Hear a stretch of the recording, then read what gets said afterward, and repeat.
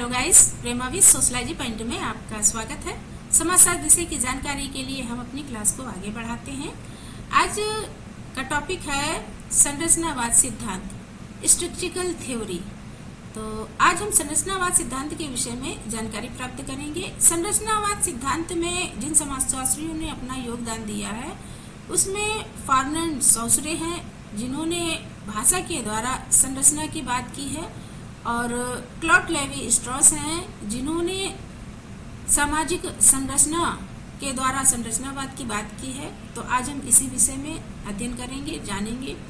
चलिए आगे बढ़ते हैं। आगे बढ़ने से पहले यदि आप मेरे चैनल पर पहली बार विजिट कर रहे हैं तो चैनल को लाइक, शेयर, सब्सक्राइब अवश्य कर दीजिए।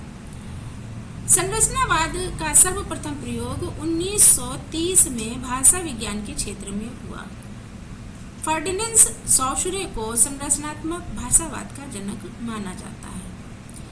सर्वप्रथम जो संरचनावाद की बात करें तो सबसे पहले भाषा के क्षेत्र में संरचना का विकास हुआ, यानी भाषा के द्वारा ही भाषा को संरचना का कारण माना कि भाषा के द्वारा संरचना बनती है, जिसको फर्नांड सॉसरे के द्वारा बताया गया है। इन्होंने बताया है कि जो भाषा है वो बहुत ही छोटे छोटे शब्दों से मिलकर भाषा बनती है, और इन छोटे छोटे शब्दों से मिलकर जो भाषा बनती है उसके प्रयोग से ही, उसके द्वारा ही हम अपने विचारों का आदान प्रदान कर पाते हैं। अर्थात अपने विचारों को, अपनी इच्छाओं को हम किसी दूसरे व्यक्ति को बता पाते हैं, और वो दूसरा व्यक्ति भाषा के माध्यम से ही हमारी बातों को, हमारे विचारों को समझ पाता है।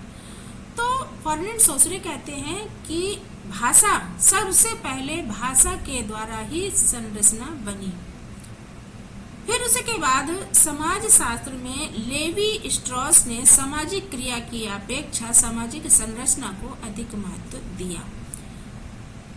मैक्स वेबर, विल्फ्रेड पेरेटो आदि जो विचारक हैं, इन्होंने सामाजिक क्रिया को महत्व दिया है कि समाज में सबसे पहले क्रिया होती है, किसी भी प्रकार की क्रिया होती है, उस क्रिया के द्वारा ही सामाजिक संरचना बनती है।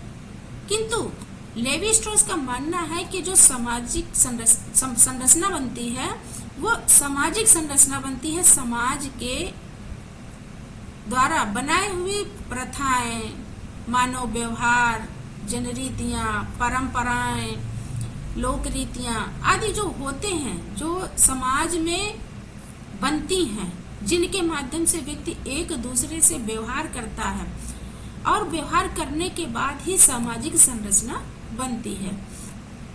तो लेवी स्ट्रॉस यही कहते हैं कि जो सामाजिक संरचना होती है वो समाज में अंतःक्रिया करने के लिए जो ये प्रथाएं, परंपराएं, जनरीतियां बनते हैं, इन्हीं के माध्यम से ही, इनमें ही जो छिपे हुए तत्व होते हैं, छिपे हुए स्थितियां होती हैं, जिनके कारण व्यक्ति एक दूसरे से व्यवहार करता है, अंतःक्रिया करता है, जिससे ही सामाजिक संरचना निर्मित होती है।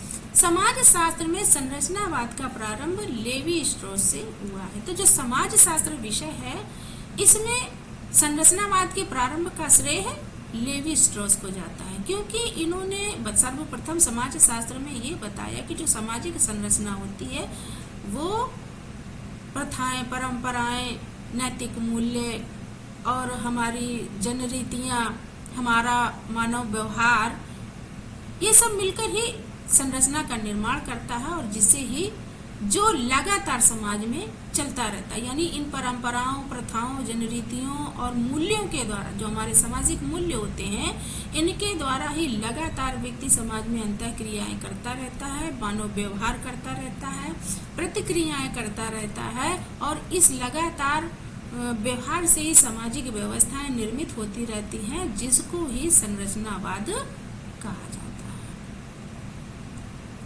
लेवी स्ट्रॉस ने मानवीय मस्तिष्क, नातेदारी, मिथक जैसी अवधारणाएं दी हैं, जिनके कारण लेवी स्ट्रॉस को काफी प्रसिद्धि मिली ख्याति प्राप्त हुई है। संरचनावाद के अंतर्गत रेडक्लिफ ब्राउन तथा SF नाडेल ने भी अपना महत्वपूर्ण योगदान दिया है। इनके विषय में भी हम आगे पढ़ेंगे और समझेंगे। टर्नर के अनुसार संरचना सामाजिक अंतःक्रियाएं और सामाजिक संबंध होते हैं जो लंबी अवधि तक चलते रहते हैं। दूसरे शब्दों में व्यक्तियों और समूहों के बीच अंतःक्रियाएं और सामाजिक संबंध जो समाज में निरंतर चलते रहते हैं सामाजिक संरचना बनाते हैं। तो टर्नर ने भी यही कहा है कि समाज में जो भी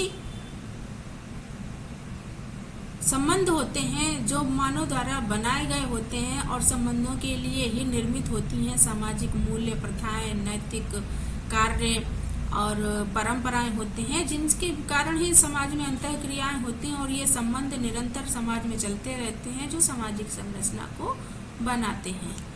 एल्सिन वुल्फ के अनुसार जैसा दुनिया के बारे में हमारा अनुभव है वैसी ही सामाजिक संरचना है। जो हमारा दिन प्रतिदिन का व्यवहार अनुभव है उसके द्वारा ही सामाजिक संरचना बनती है। तो एल्सिन वुल्फ भी यही बात कहते हैं कि हमारी जो सोच होती है, अपनी सोच के अनुसार जब हम समाज में व्यवहार करते हैं और जिस तरीके का हम व्यवहार करते हैं उसी तरीके से हम उसी नजरिए से समाज के विषय में सोचते हैं।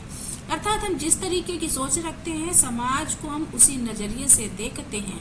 तो उसी तरीके से जिस तरीके से हमारा प्रतिदिन का व्यवहार होता है, हम प्रतिदिन जो क्रियाएं करते हैं उसी के द्वारा हमारी जो परंपराएं, रीति रिवाज, मूल्य होते हैं उन्हीं सामाजिक व्यवहार के द्वारा निर्मित होती हैं और उन्हीं के अनुसार हम अपने व्यवहार को लगातार करते रहते हैं, जिनसे ही सामाजिक मूल्य बनते हैं और हमारे दिन प्रतिदिन की क्रियाओं के द्वारा ही सामाजिक संबंध होते हैं। तो ये ही सामाजिक संरचना को बनाते हैं। आगे बढ़ते हैं। कुछ विचारकों ने समाज की आंतरिक संरचना को मनुष्य के मस्तिष्क की देन मानते हैं और कुछ इसे सांस्कृतिक उपज मानते हैं। तो कुछ समाजशास्त्रियों का कहना है कि समाज में ये जो आंतरिक मनुष्य के द्वारा जो कार्य किए जाते हैं, व्यक्ति जो सोचता है वही समाज में करता है और जब वो समाज में जो कुछ करता है उसी के द्वारा यानी उसकी अंतर से जो विचार उठते हैं उन विचारों के द्वारा जो भी समाज में व्यवहार करता है उसके द्वारा ही संरचना निर्मित होती है। यानी आंतरिक संरचना को मानते हैं कि मस्तिष्क में उठे हुए विचारों के द्वारा संरचना निर्मित होती है। और कुछ सांस्कृतिक उपज मानते हैं कि समाज में जब व्यक्ति एक दूसरे से व्यवहार करता है तो संरचनाएं बनती हैं, यानी सांस्कृतिक रीति रिवाज, परंपराएं उसके द्वारा निर्मित होते हैं जो सामाजिक संरचना बनाते हैं। रॉबर्ट वुल्नो और पियरे बोर्दियू ने भी सामाजिक संरचना को सांस्कृतिक संरचना का नाम दिया है। तो बोर्दियू जो समाजशास्त्री हैं इन्होंने सांस्कृतिक संरचना को महत्व दिया है और इन्होंने संरचना के लिए सांस्कृतिक संरचना के विषय में बताया है। नॉन चॉम्स्की को प्रसिद्ध आधुनिक भाषा वैज्ञानिक और संरचनात्मक समाजशास्त्री भाषा में ध्वनि स्वर को संरचना मानते हैं। इन्होंने बताया कि जो भाषा का विकास होता है वो स्वर और जो व्यंजन होते हैं उनके द्वारा होता है, यानी जो स्वर और व्यंजन होते हैं उनके द्वारा भाषा निर्मित होती है। तो सबसे पहले इन्हें भाषा वैज्ञानिक नॉन चॉम्स्की माने जाते हैं। फिर हम आगे बढ़ते हैं। पीटर ब्लाउ के अनुसार किसी भी सामाजिक संरचना का उद्देश्य समाज में एकीकरण लाना है। समाज के सदस्यों में अंतःक्रिया होना आवश्यक है। प्रत्येक व्यक्ति अन्य व्यक्तियों के साथ अंतःक्रिया करता है। पीटर ब्लाउ इस तरह सामाजिक संरचना की रूपरेखा प्रस्तुत करते हैं। पीटर बाउ कहते हैं कि समाज में जो व्यक्ति रहता है तो उसका अंतःक्रिया करना आवश्यक है, यानी किसी दूसरे व्यक्ति से व्यवहार करना आवश्यक है। यदि वो व्यवहार नहीं करेगा तो सामाजिक क्रिया नहीं होगी, अर्थात समाज में एकीकरण ही नहीं आएगा। एकीकरण यानी जब समाज में जब व्यक्ति किसी से बात नहीं करेगा तो वो एकीकरण नहीं होगा, और जब एकीकरण नहीं होगा तो सामाजिक संरचना किस प्रकार से निर्मित होगी? नहीं निर्मित होगी। हम इसको एक उदाहरण से समझ सकते हैं कि समाज में से अलग हटकर अगर हम बच्चों का पालन पोषण करते हैं, जैसे 2 बालिकाएं अमला और कमला थी जिनको समाज से बाहर रखकर उनका पालन पोषण किया गया था, तो उनमें देखा गया था काफी समय के उपरांत कि वो जानवरों की तरह अपनी क्रियाएं कर रही थी, अब उनकी आदतें जानवरों की तरह थी, यानी उनमें सामाजिक गुण नहीं था। और इसीलिए व्यक्ति जब समाज में रहता है तो उसके अंदर सामाजिक गुण आते हैं, समाज के अंदर रहकर व्यवहार सीखता है और उसी के अनुसार अपनी क्रियाओं को करता है, अंतः क्रियाओं को करता है, अपने विचारों का आदान प्रदान करता है।